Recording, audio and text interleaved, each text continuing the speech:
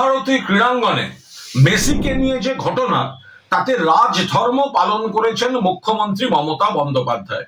তদন্তের নির্দেশ দিয়েছেন একদিকে পুলিশের, অন্যদিকে অবসরপ্রাপ্ত বিচারপতি অসীম রায়, তাকে দিয়ে একটি কমিটি। এবার রাজ্য সরকার পরপর কড়া পদক্ষেপ নিয়েছে। একদিকে ডিজি রাজীব কুমার, সিপি বিধাননগর মুকেশ কুমারকে শোকজ করা, একাধিক পদাধিকারীর বিরুদ্ধে ব্যবস্থা নেওয়া থেকে শুরু করে সিট গঠন, দক্ষ অফিসারদের নিয়ে সিট গঠন, মুখ্যমন্ত্রী রাজধর্ম পালন করেছেন। অন্যদিকে এই তদন্ত যাতে নিরপেক্ষ থাকে সেজন্য ক্রীড়ামন্ত্রী পদ থেকে ইস্তফা দিতে চেয়ে ক্রীড়ামন্ত্রী অরূপ বিশ্বাস ক্রীড়া মন্ত্রী হিসাবে তিনি ইস্তফা দিতে চেয়ে মুখ্যমন্ত্রী মমতা বন্দ্যোপাধ্যায়কে তিনি চিঠি দিয়ে দিয়েছেন। এ ব্যাপারে সিদ্ধান্ত বিবেচনা করছেন মুখ্যমন্ত্রী, কিন্তু অরূপ বিশ্বাস তিনি চিঠি দিয়ে দিয়েছেন। আমাদের বক্তব্য, এটা মমতা বন্দ্যোপাধ্যায় মুখ্যমন্ত্রী বলে এবং তৃণমূল কংগ্রেসের সরকার বলেই এই রাজধর্ম পালন চলছে। 1980 সালের 16ই অগস্ট ইডেনে মোহনবাগান ইস্টবেঙ্গল ম্যাচে কুরুক্ষেত্র 16 জনের মৃত্যু।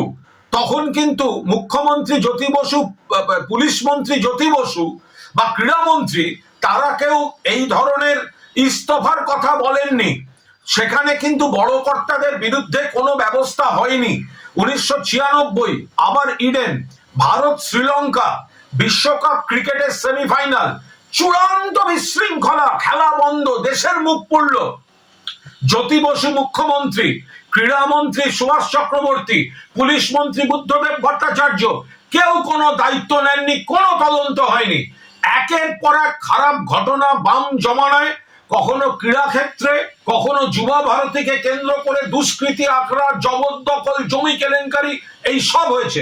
কিন্তু আজ পদক্ষেপ নিতে শুরু করে মমতা বন্দ্যোপাধ্যায় রাজধর্ম পালন করেছেন এবং অরূপ বিশ্বাসও এই তদন্তের প্রতি পূর্ণ আস্থা রেখে মুখ্যমন্ত্রী যখন তদন্ত করাচ্ছেন, সেই তদন্ত যাতে নিরপেক্ষ থাকে, সেই নিরপেক্ষতার স্বার্থে তিনি ইস্তফা দিতে চেয়ে মুখ্যমন্ত্রীকে চিঠি পাঠিয়ে দিয়েছেন। মুখ্যমন্ত্রী চূড়ান্ত সিদ্ধান্ত বিবেচনা করছেন। আরো ভালো ভালো খবর দেখতে সাবস্ক্রাইব করুন বাংলা হান্টের ইউটিউব চ্যানেল।